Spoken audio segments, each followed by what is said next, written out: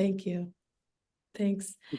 Co-founder of Cura, and our whole mission is to really help build a more equitable, valued, socially conscious workplace.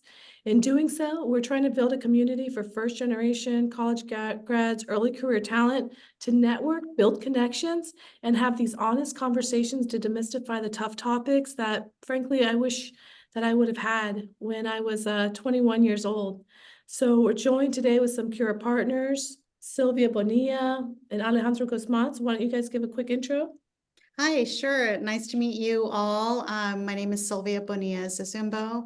I recently joined Cura to help with this incredible mission. And my background is in executive coaching. I have a coaching and consulting business. I've been running this for the last 4 years. And prior to that, I spent the last 17 years in corporate working with Google, managing strategic partnerships there. Great to meet you all. Anyone, thanks. Anyone that wants to or can, please put your LinkedIn profiles into the chat. We want to build this network, get to know each other, find jobs, get jobs, and promote each other to get higher up in our careers, okay? Anyone that joins on here is welcome. Put Cura in your message, and you're welcome to connect with anyone else that's joined here. It's the promise of our community to be open and welcoming. I'd love to hear from Alejandro too. So I'm Alejandro Guzman, and I'm a co-founder of Cura. I've been working with Jen for the past 5 years and 3 years almost in Cura, and trying to get this amazing project off the ground. We've met so many amazing people and heard so many stories that I'm super inspired every time I get to join one of these chats, because we think we know a lot until we hear from other people, and then we realize we actually have still a lot to discover. So super thrilled to be here and happy to connect with all y'all. Humbling, lots to learn.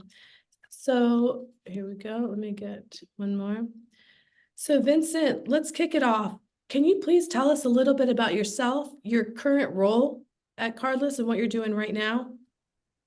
Absolutely. So thanks everyone, first of all, for taking the time out of your day to join me today and being able to listen in. I hope that this is a really useful session for you. Just want to preface with that. And if at any point you have different types of questions or thoughts, feel free to stop me. This is not like a really formal thing, but I want to make sure everyone walks away with some value.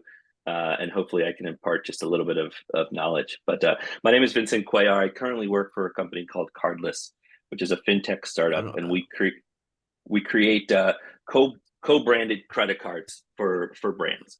So what that means is if you think of a United Airlines credit card, a Southwest Airlines credit card, we work with brands that are big but not as big as those to help them create and market their credit card. So as the partnership marketing manager, my role is really focused on working with those partners in a consultative type of manner and helping them develop the marketing strategy and actually helping them then implement that marketing campaign, from A to Z.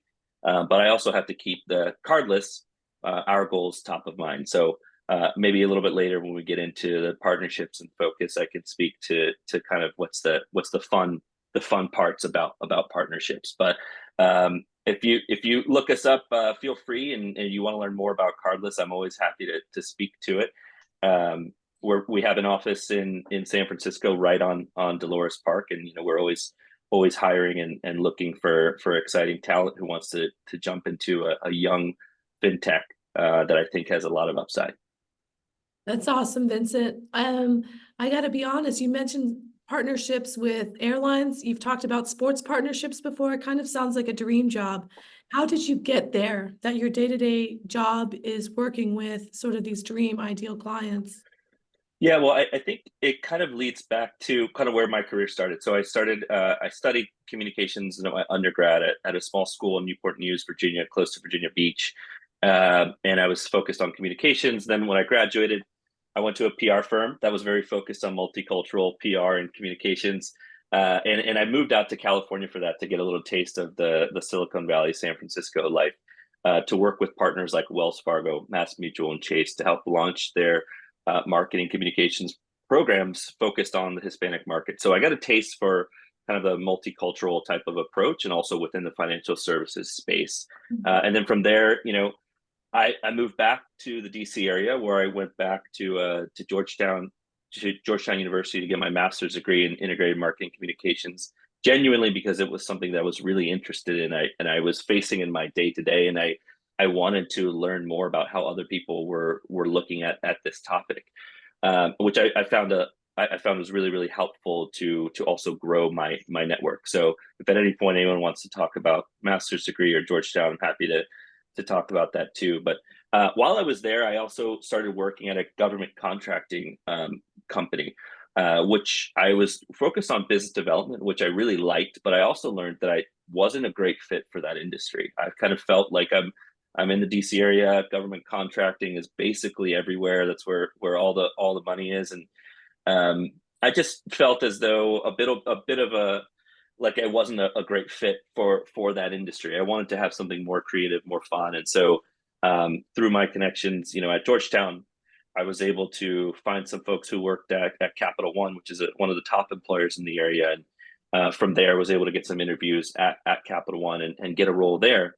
primarily focused on the brand marketing team, and the team that I was on was focused on telling Capital One's technology stories to consumers. So you think about they have a tool that's basically the Siri or Alexa for Capital One called Eno, which is cleverly one backwards. And so I was on the marketing team that was really focused on marketing the AI assistant, and then also all of our tech tools and telling our tech story. And then from there, it kind of felt like a natural fit. I did a lot of soul searching. I was there for about 4.5 years. I really liked it. Fantastic place to work, but it took us about 9 months to get a campaign off the ground. And I was looking back at my career at the time critically and thinking, I want to be able to be launching campaigns, but I want to get a little bit some more wins under my belt. Yeah, I can hear you. Can you hear me? Yes. Okay. It looks like Jen might have frozen, but I'll just kind of wrap up this part about Capital One. It was a great place to work. It just took a long time for me to get a lot of campaigns off the ground. And so I wanted to find somewhere where I could spread my wings and have more impact and try exciting things. And because of my past working with Wells Fargo and Capital One and in this financial services space, I had also worked in sponsorships. I found this small company called Cardless that was focused on creating co-branded credit cards that had really exciting partnerships like with Manchester United and Liverpool and other types of major airlines that I wanted to go and see if I could be a good fit and try my marketing chops there with Cardless. So I'm gonna speak with you, Alejandro. I know that Jen might have had some tech issues on that, but I'm happy to keep the conversation going. We're here, and most of our events, due to trying to make everybody join at the same time, a lot of our videos are just watched later on by our members. So just let's keep it because super interesting so far. Okay, sure. So at any rate, having kind of traced a little bit about my career path, I tried my hand here at Cardless, which was exciting. Again, working with soccer teams like Manchester United, Liverpool, and then also the Miami Marlins, Cleveland Cavaliers, the Boston Celtics, and then getting into the airline space. Basically, the proof of concept for Cardless was to work with these sports teams and create credit cards for them so that fans of these brands could actually get closer to these sports teams by getting a credit card. And so I just kind of shot. I went to go shoot my shot. I didn't know if I would get it or not, but fortunately, a lot of the stars aligned, and it kind of took a lot of my skills from previous roles and put it into a really nice package here where, today I work a lot with these partners. I'll go to their headquarters in Santiago or Lisbon and really work with them to develop their marketing strategy. And how did it look like? Because you're telling like you went all in for it and took a shot. And how was that shot? Because not only to our members, but to me, it still seems like, wow, how do you talk to the hot girl in the nightclub, Well, I think you just gotta be okay with failing and just trying. Like what I went for the actual application more, on the more tactical side of things. I applied, and then at the same time, I reached out to the recruiter. I reached out to someone who was a third connection on LinkedIn via LinkedIn, and I followed up on my email, and I was pretty persistent. I tried not to be maybe borderline annoying, but I was persistent because I felt like I had a lot to offer in this role, and a lot of what was being asked of this role were things that aligned with my skill set. So I really believed in it. I reached out to people. I sent emails on LinkedIn, and it worked out, and it worked out, and it's been great. But there have been, of course, some ups and downs. I think we have Wow.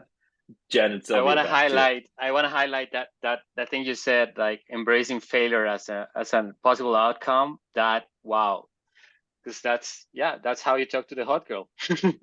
Just gotta assume, yeah, no is an option and it's okay. And then that's how you get brave. Wow, that's amazing. Thanks, Vincent. It's actually something we've been talking about this week a lot. It's like the trajectory people give you when you start your career is like success is one way, right? And we don't talk enough a little bit about the failures and the dips and how that can help us rebuild and learn during those times. What are some of those like valuable insights you learned when from the outside, it might look like things weren't going well, but what did you Yeah. learn from that time? Yeah, I think you actually tend to learn the most from some of your failures or mistakes. At least those are the ones that are painful, and you kind of associate that that pain with the memory, and it's like, you might as well learn something if you're going to go through something like that. I'll speak a little bit about my experience at Capital One. It's a fantastic place to work and a great culture, but at one point I just wasn't cutting it. I felt like I was doing a decent job, but you know, I wasn't moving projects along as quickly. I wasn't kind of, just I think really focused. I think I was just a little bit distracted. I kind of took for granted, like, well, I'm at this big company. You can kind of get by, which you can. And I think what's interesting is that a company like that, the bar is low in certain instances, right? Like you can kind of skirt by, but also the bar is really high if you actually want to be able to make something of yourself within that. It's a whole ecosystem, it's a whole economy. And so I found myself somewhere towards the bottom because I had sort of taken it for granted. And I got my ass kicked at a mid-year review where it was like, hey, you're not doing a great job. And that was really hard to hear. And because I felt like I was doing a good enough job, I didn't think it was a bad job, but it wasn't up to par. That really kind of just lit a fire under me because I was like part of me then wanted to evaluate and think back on, well, are there things? At first I was mad, right? I was like, you're wrong, right? But then when I went back and reflected, I was like, well, I kind of was slow on this. I'm kind of not responding to here. I'm kind of just putting my legs up over here and not really that focused. And so that really stuck with me. And sometimes you just need to lose or get your ass kicked once, and then you realize I don't like this feeling. I don't want it to happen again. And from there, I was able to turn around over the next 6 months, thankfully. But I kind of took it for granted because looking back, the year after that, I had 4 managers, which is just the nature of the beast. It kind of cycled through, and because of that, I probably didn't get much. My opportunity to have been promoted was probably that mid-year cycle where I hadn't really put my best foot forward, and so all of a sudden I'm about a year and a half behind where I wanted to be at that point in my career. So thinking critically as like a Monday morning quarterback, as they say, it's like I can't take these months for granted. As much as you think you might be able to, like every day matters, and every moment that you're able to put your best foot forward, as long as you show up each day and you're doing the best you can, then you can at least look back and hopefully next time someone gives me a bad performance review, I can at least point back to the things that I felt like I did. But at the time, they were totally right, and I'm glad that happened. Thank you for being so honest about that. That's amazing, Vincent. Did you, how did you do that? Like, did you read books? Did you make a list? Did you talk to mentors? You have this moment of like self-reflection of like, man, you know what? They're not wrong, which is huge to begin with. But then what do you actually do like tactically to get there? Yeah, I think I get a lot of inspiration from from books. I like I like Ryan Holiday a lot as an author. He's someone who explores a lot about stoicism. Some of his books, Ego is the Enemy, Discipline is Destiny, The Obstacle is the Way. Like, these are all books that are very, very focused on yourself and what's within your own control and what you can do differently. So, I mean, I just went back to basics. I basically, like, I was showing up to the office a little bit later, right? I was putting off an email that I could respond to today. I would put it off for another day or two. I wouldn't do the basic fundamental things from a project management standpoint that I know are the right thing to do, right? Like, after a meeting, sending out the notes, following up with everyone, and keeping close, like just the basic sort of project management Can best practices that I know are true. Go ahead. Where did you Yeah. learn the best practices? Like, starting in your career, did people like teach you the best practices, or did you learn from being in meetings and seeing your bosses do that? Because I feel it's like something that no one ever like teaches you. So where did you? Yeah, I think early on in my career, when I had the benefit of working with folks, like from Wells Fargo, and then also at Capital One, like these organizations that, yeah, they're big and they move slowly, but they are hiring some of the smartest folks, in the world, some pretty accomplished people who are driven. And I watch them and I think to myself, well, if they are where I want to be, what is it that they're doing differently? And they're doing the fundamentals right? Like, they are making sure they're listening actively, they're taking notes, they're following up on those notes. And that's kind of what I started to do. I also started to think, I look at LinkedIn, for instance, and I'll see like a job listing that I think, wow, like that is like a really incredible job listing. Like, that is something that takes someone extraordinary to do, right? So I'll see some type of global VP of this at this big company or something like that. And then when I start to kind of break it down, and I'm like, well, what does it take to be the type of person who is actually like right for that role? And I'll start to go through this checklist. I'm like, probably someone who speaks at conferences, someone who writes publicly, someone who, obviously gets the day-to-day productivity, project management stuff. They have that stuff. Of course they're doing that, right? But they're doing the extraordinary things. They're owning things fully from A to Z, and they're owning the projects and following up on it. And so I started to think a little bit about, like, well, maybe I should start to do those things if I ever want to be in those types of positions. So really just kind of reverse engineering from the people that I admire and the things that they're doing. What are the things that I can be doing differently today? And then, quite honestly too, if you see someone on LinkedIn who has that title that you think is amazing and really inspiring, like, just like, there's a 90% chance that if you message them, they won't respond to you, but there's a 10% chance that they will. And if you do that 10 times, guess what? One of those people will respond to you. So give it a shot. Just say, hey, I would love to buy you coffee for just 15, 20 minutes of your time. Or it's even easier now to offer a Zoom to say, like, hey, I just want to be able to ask you like 3 questions. These are the 3 questions I would love to ask. And generally, people like to talk about themselves. So probably they might say yes. So I would say it's worth trying rather than not worth trying. I thank you for sharing that. I love that. And I want to go back a little bit to your experience when you got that review and how you handled it. I love that you reflected and you sought out resources and you really kind of, focused on what it is you were responsible for. What I'm hearing too is a distinction between this idea of keep your head down, do great work, versus how do I, and like, I love what you said, how do I extend myself? How do I show up in a more meaningful way? And what comes to mind are some things around how you communicate or the relationships you're building and the networking point you just made. How, in your mind, in your experience, when you're trying to improve and also excel, move toward excelling, what's the difference between I'm just going to do great work versus this is how I'm going to stand out? What are your thoughts on that? Yeah. And what experience? Yeah, I think you get to a point in a project or the type of work that you're doing where you start to feel like you have agency. I think I'll actually point out to an example. Early on in my career, my boss was going out of town for like some time, and we were a small company.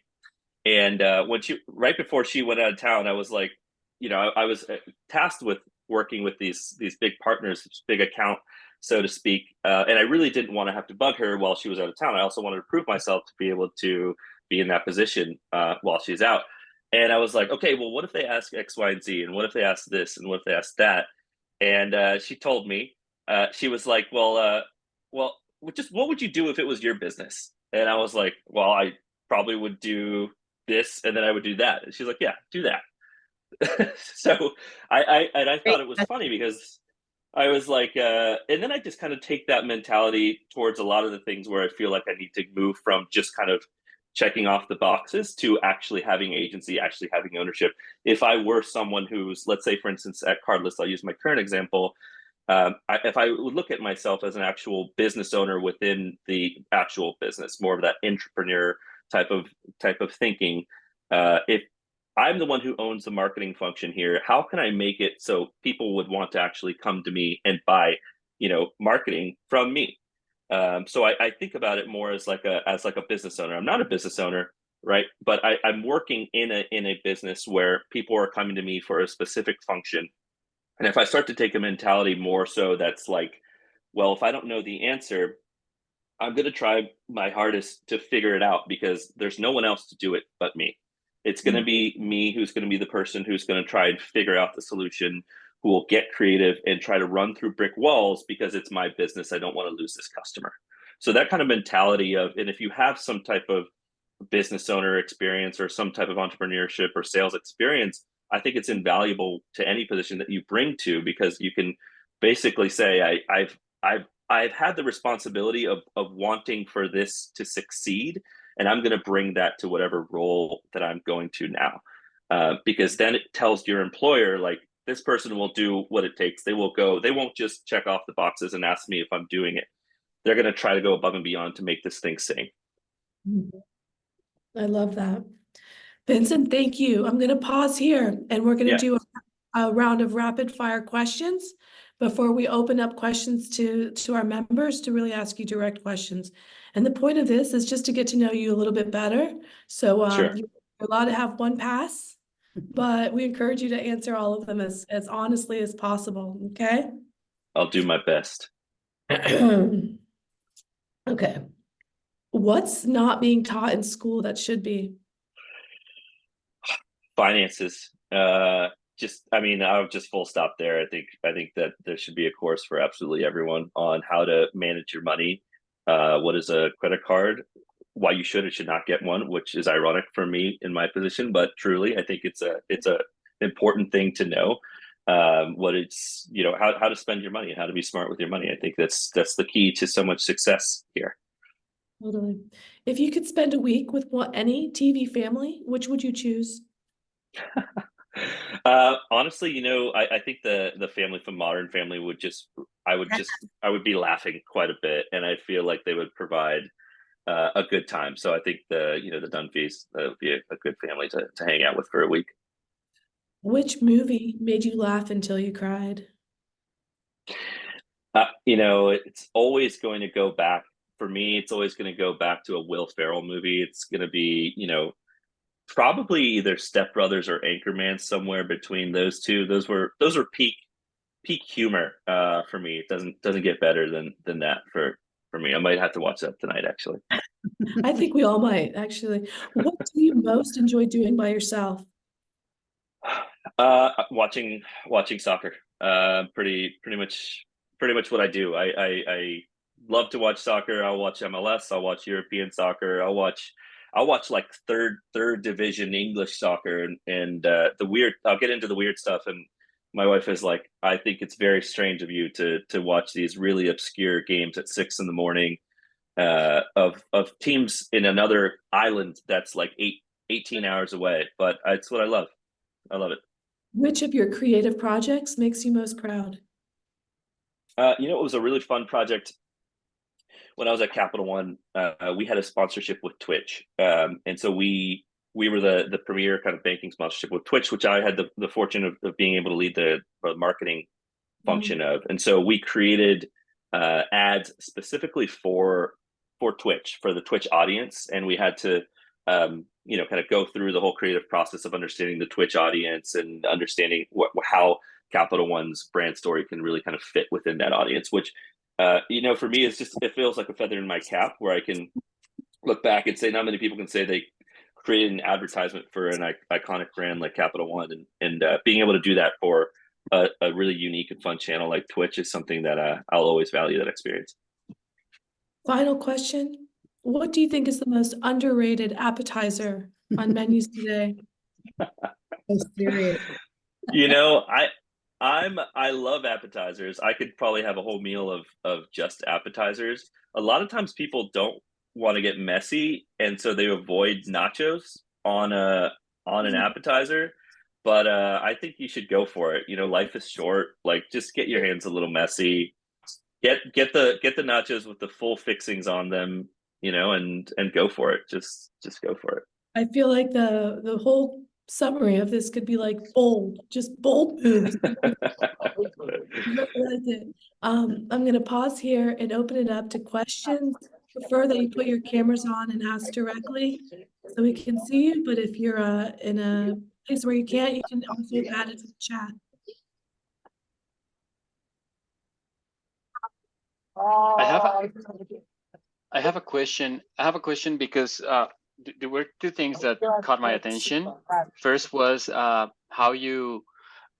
It's cool because we've heard a lot of the stories of what happened to get to that dream position and how you got the dream job, but you talked a lot about what happened afterwards and how you actually didn't do that great in your job. So that was amazing, and I always tell my story that the lucky strike is just when I met Jen.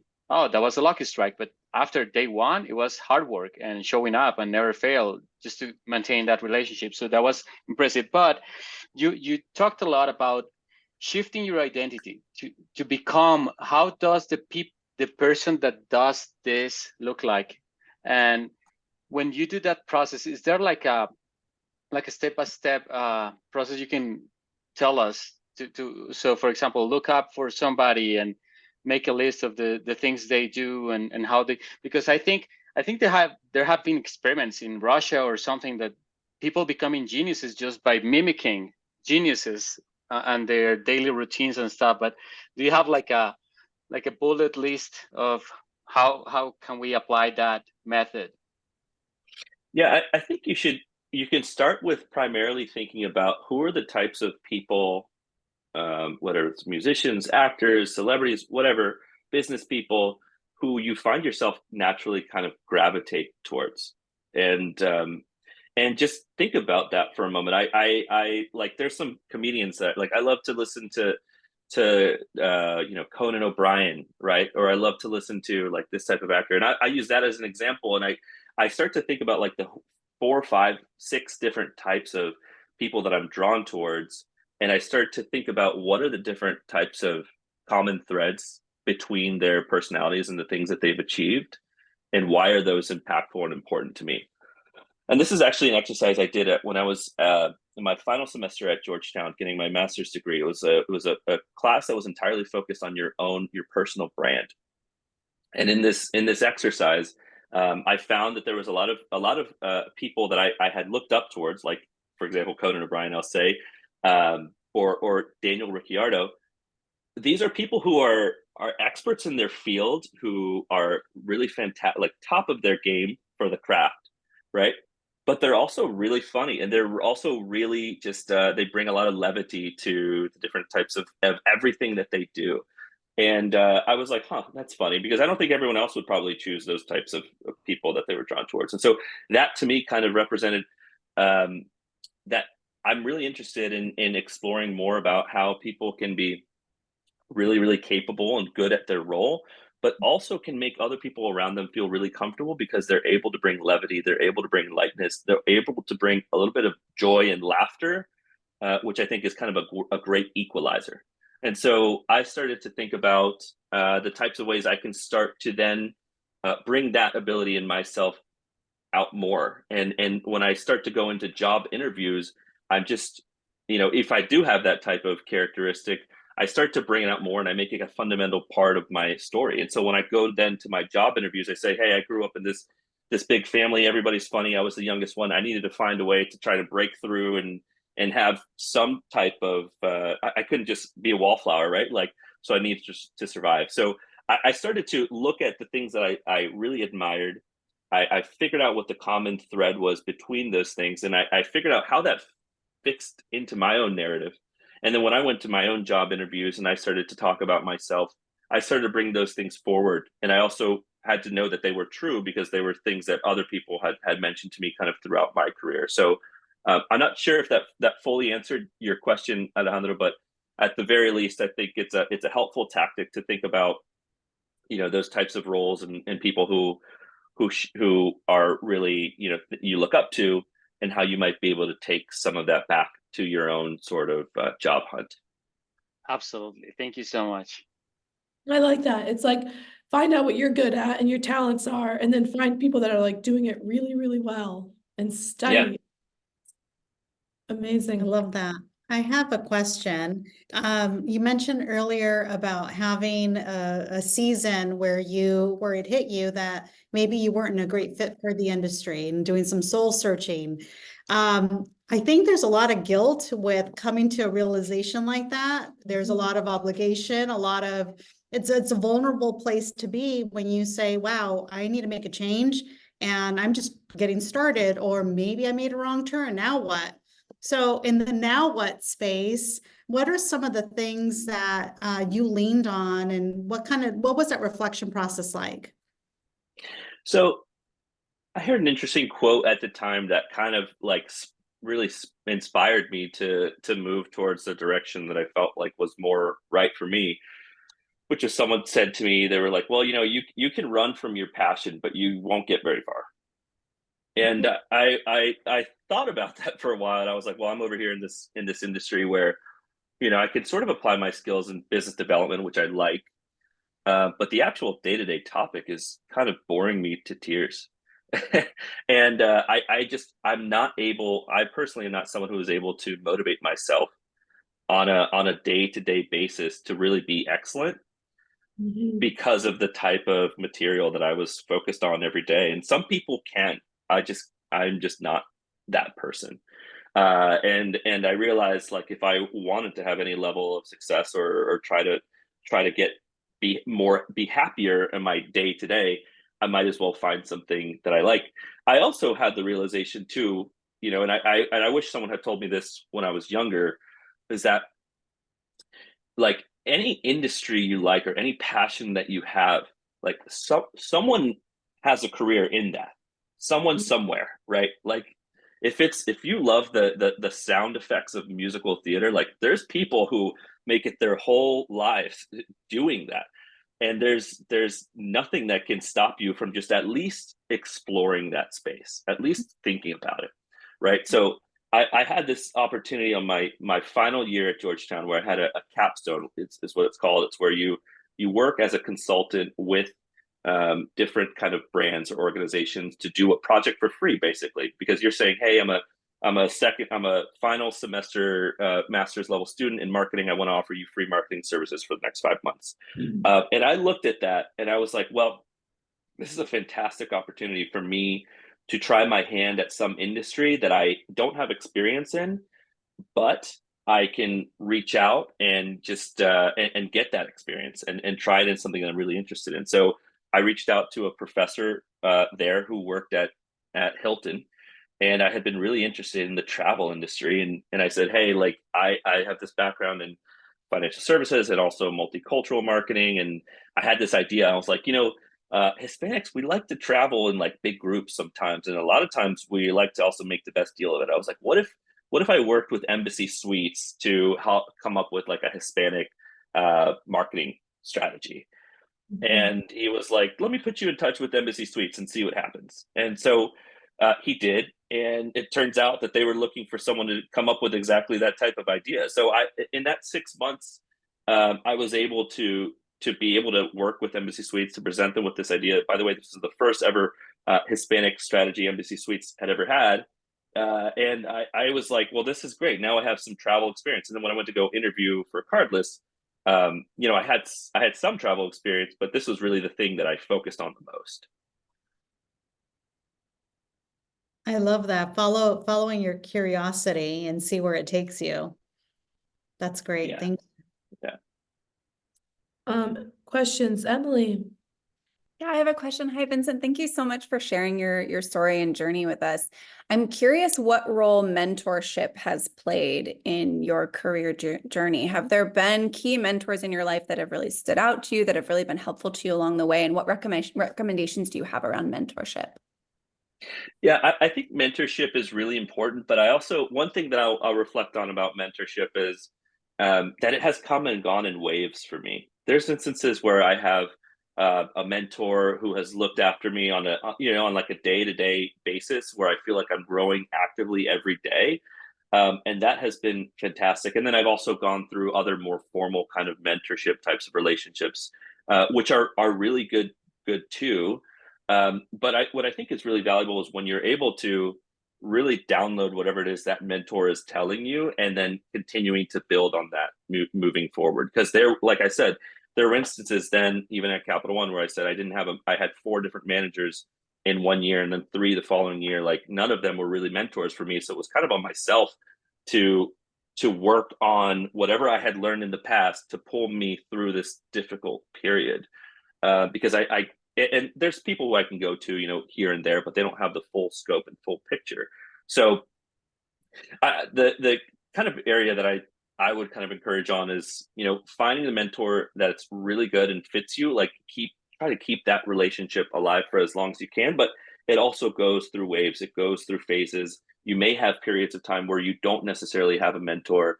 And that's okay too, because you can challenge yourself in those moments. And then when you find the next person who can actually help you through that career set, you have a lot more experience and confidence from that period of time that you can start to speak to and build towards. And that I think is a growing sort of iterative process that I think is really important for people to have. Thank Great you. question. Thanks, Emily. Great question, Emily. Have you mentored younger talent now? And what has that taught you about mentorship?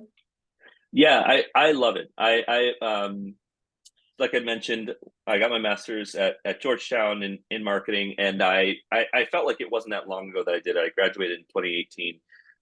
And so I feel really connected to that program. I feel connected to the students there, and I gained so much value from it as a student, both from the perspective of being in the classroom, but also the connections that were made.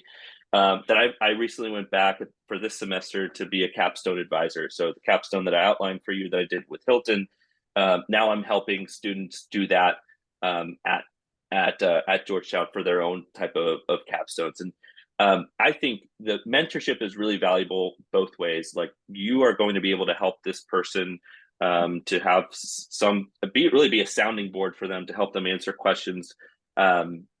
And then also at the same time, you're going to learn a lot about yourself where it helps you to refine your thinking, to be more precise in your own beliefs, because you're actually going through the process of communicating it to someone else. So if you are teaching your own beliefs to someone through a mentorship type of process, then you also need to know, you're going to know better as to what you believe to be true and what you do not believe to be true. So I think it's a two-way street. It's really, really valuable, and it's great to seek out the opportunities where you can have those types of relationships. Yeah, I think that's so great. I love the question around mentorship and how you sought that and your experience in that school environment.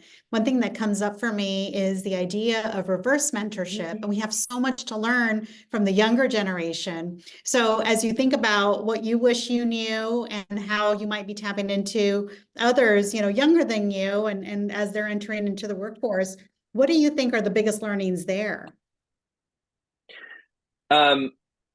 I think it's really important to, and I probably have reiterated throughout this process, but of putting yourself out there, of taking risks for your own career, calculated risks, not crazy ones, but ones that you feel like you would be willing to bet on yourself. And so, I didn't think I would get into Georgetown. I didn't think I would get hired by Capital One. I didn't think I was right for this role at Cardless. I was positive there were other people who were more qualified, more experienced, and more seasoned than me to be able to get these types of roles. But you really don't know until you try and put your best foot forward. So my constant theme, I think, regularly is to continue to put yourself out there, be okay with being rejected. It's going it's going to happen, and you're going to learn from those rejections. I think a lot of times I got a lot of value from, sometimes it's a yes and that's awesome and I get the role and everything's great.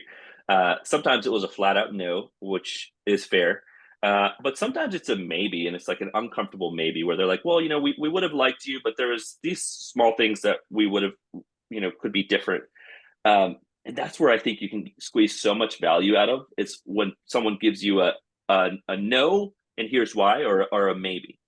Because those types of maybes come with different hooks that you can kind of latch onto and understand, like, well, if I had just adjusted these 2-3 things, maybe I could get it the next time. So, I got really fortunate with the Capital One search, where that was like one of the first jobs I looked for, and it worked. But when I was looking for Cardless, I had probably applied to well over 100 places. I had done over 20 interviews, had gotten down to the final round a few times, and it was just a constant sort of refining process. So it was really the business of Vincent. We were losing a lot, but we were learning a lot, and we were getting towards the place that we needed to get to through all those failures and learnings. Vincent, that's really interesting. And one thing that I'm realizing while you're talking through this is I read in your bio, you're Salvadorian, you speak Spanish. How has cultural competency been your superpower through all of this? You work with LatAm, you work with sports teams. What's the magic sauce that you have gotten these things that you didn't otherwise think? Do you credit anything to your understanding of cultural competency? How has that helped you or not helped you in your career? Yeah, I think one thing that's important to keep in mind is don't take for granted your experience, where you come from and what you've done. I think a lot of people tend to undervalue their own experiences, and that's where you can go wrong. Like for me, growing up, I was like, oh, this is just my normal. I'm Salvadorian. I speak 2 languages. I understand that culture. Whatever. Everyone has their thing, right? But then when I get into the workforce, I started to realize, like, well, there's things that I can do with this. I understand, culturally how this audience views finances a little bit differently. I understand, culturally, how in other countries they view credit cards very differently. And just being able to flex that muscle of understanding the cultural differences on a very regular basis has shown that when I went to go interview for this role with Cardless, I was like, listen, I feel fully comfortable going to anywhere in Latin America and working with these partners and understanding where they're coming from and understanding their own business complexities, their own culture too, and helping them arrive at the goals that we all have together. Because I'm able to go through the process of knowing, like, hey, I know these guys are not going to work for Monday through Tuesday because there's like 2 holidays, and then on this Wednesday they have like a long lunch. But I still know how I can feel like we can get them to do what it is that we want to do, and it's my role to be that bridge to understand that, like, that's how they work. I also have to then communicate it back to my own organization and say, these are the decision makers over there. Like, he's on vacation for a long time, and it's just like something that's a reality that I have to try to, that I'm able to communicate, cross culturally. And I will also add one more note to this question, because I think it's a great question. Is that, like, there's science behind the question of cultural competency and being able to bridge that gap, right? Like, there are high context communicators, which you are more typical to see in Latin American countries and in Central American countries, where people like myself might be a little bit more long-winded because we like to provide the context and the full story as to what it is that's actually happening. And you have to kind of dig into what it is they're actually saying, because we're high context communicators. We want to be storytellers, right? But then when you come more into some of the business sense and, in the United States, where it's a little bit more bare bones, a little more direct, it's a low context communications where people are going to be communicating much more succinctly. They might not give you the full context, but you're still going to be on the hook for being able to respond and understand where this conversation or negotiation needs to go, right? So I think it's super important to not take for granted your own experiences and the things that you've done, being able to look and value them and bring them into your own narrative when you're on that job hunt. That's awesome, Vincent. Thank you for that. We have a couple new members. Let me see if they're still on to ask. Jefferson's one of their new members, current student in UC Merced. Jefferson, wanted to make sure to give you some time in case you want to ask any questions for Vincent. Sure, yeah, thank you. Let me see if my camera's on. My camera's very close to my face. By the way, Jefferson just gave us a tour of the UC Merced campus 2 weeks ago. Was the most outgoing, hospitable tour guide, probably second to you, Vincent, and Oh, that's great. And about a week later, we had been networking with Jefferson. We got lined up a first job interview, just set up for a second job interview at the same place today. And so I just want to say shout out to Jefferson for doing the work and making things happen. Thank you.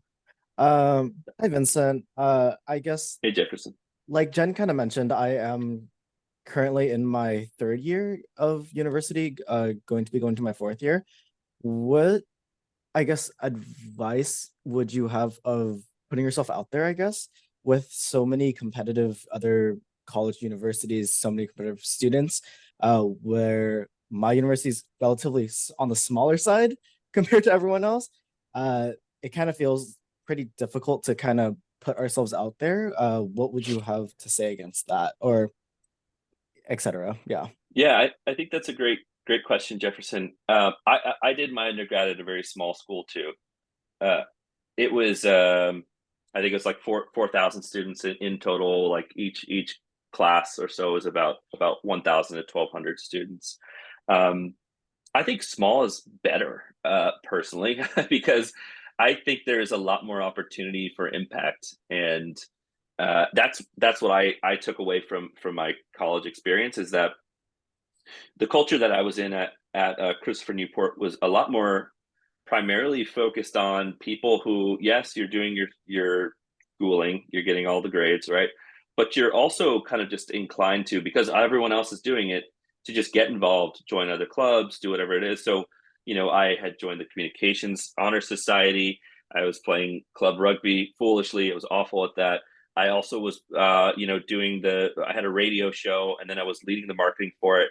And then I was also a tour guide. Like, I was doing a ton of things. I was arguably busier then than I was now with, wife, a job, and 2 small children, because there was just so much opportunity out there. And I think I've always kind of then taken that mentality of just trying things into my own career, because there was so much more opportunity. Like, because there's less people, there's inherently less competition to do the things that you might be interested in. So whatever it is that you might be interested in, if there isn't a club, you can start a club, right? If there is some type of local business, don't take for granted the fact that you are, a close to graduating type of college student, and you do have things to offer. Like, you could go up to, so I'm not sure what your major is, but if it's something technical, you can approach some small business or nonprofit even, and say, hey, I'm willing to do this, at a either very low cost or free if you're able to do that. Because it's a valuable way to get experience on your resume. So I think your goal should be collecting experiences that you'd be proud to put up on your resume, so that then when you do go to apply for the jobs that it is that you want, you have this awesome, background of things that you've been able to build up and put yourself out there. Thank you. I appreciate it.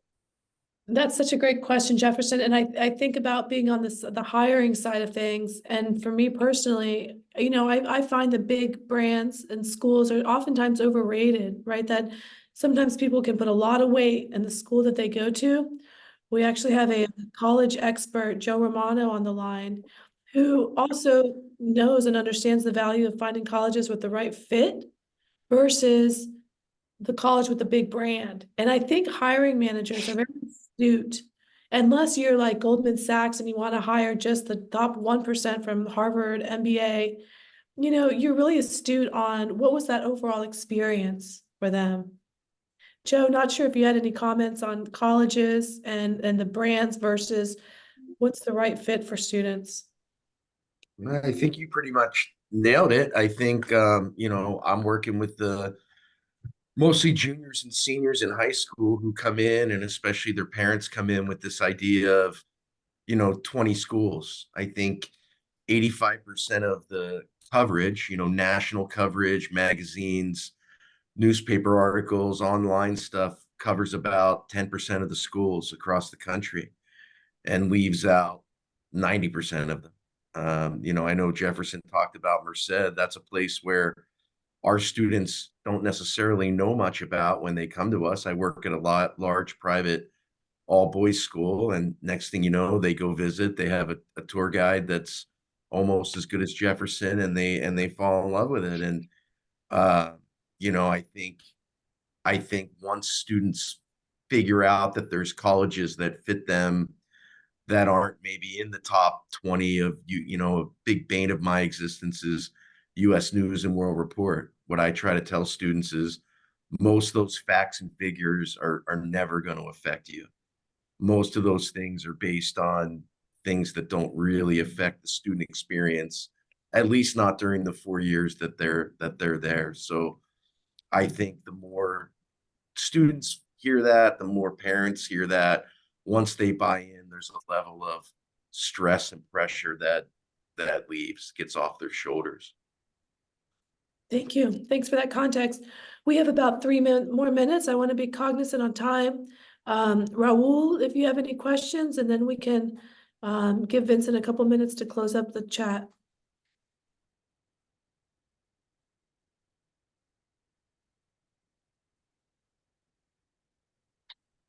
I just appreciate what you all doing. Appreciate you, Vincent, for coming on, and I agree with what Mr. Romano says. About just trying to find a school that's the right fit. And I think that's something that's very important for many of our students. That sometimes kind of overwhelm themselves with the name brand schools. And it's just finding a school that's going to be the right place for. I appreciate Vincent, how you were saying about finding the small school where it gives you an opportunity to really get yourself out there and really get yourself just being seen and experienced in that part. I know we only have a few minutes, but just want to share in that part, just if you can share a little bit about just internships, anything importance on that part. Yeah, I think first of all, from the small college, it's good to be a big fish in a small pond. Like you have a lot more opportunity to to be seen and for people to get to know you. On the internship side of things, I found that the more you put what it is that you're looking for out there in the universe, the more opportunities and things will come back to you. So I just wouldn't be shy to tell people what it is that you're looking for. Like if it's, hey, I really want to be one day I would like to design sports cars. It's like, well, you should start talking to people about that. And it's going to sound a little crazy. But the more that you are able to talk about it, you'd be surprised how much the universe and how much people want to be able to help you and be like, well, you know what? I actually know this person who does this, or I know of someone who does do that. And it might not happen right away, but the more that you continually put out what it is that you're looking for, I can almost guarantee that eventually there will be some connection that could work for you. And the more that you have those opportunities, the more at bats that you have, the more likely you are to be able to swing at the right pitch, right? So I would definitely recommend just even in your day-to-day conversations, whether you update, like of course you're updating your resume, you're updating your LinkedIn, but just putting out there and also we have this amazing tool on LinkedIn and networking groups like this where you can reach out to people who are literally in your dream positions, and you can say to them like, hey, I would just love a little bit of your time to learn a little more. The fact that is possible in 2024 is something that we shouldn't take for granted and should try it. That's fantastic, Vincent. Well, I just want to say thank you so much for taking the time to meet with us, and not just for being here, but for being so honest and vulnerable, because I feel that I didn't really get to hear enough of these conversations when I was starting off my career, and would have really benefited from it. And so for putting yourself out there, teaching the next generation, the early career folks navigating the world today, I think it's invaluable. So thank you for your time.